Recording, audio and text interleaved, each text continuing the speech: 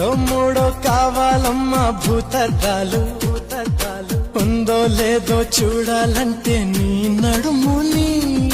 వందల కొద్ది కావాలంట జలపాతాలు పెరిగే కొద్ది తీర్చాలంటే నీ వేడిని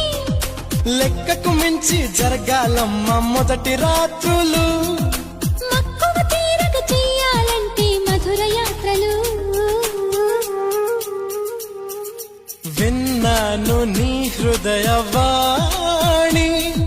వెన్నెల్లలో నిన్ను చేరని మన్మధుడే బ్రహ్మను పూని సృష్టించాడేమో గాని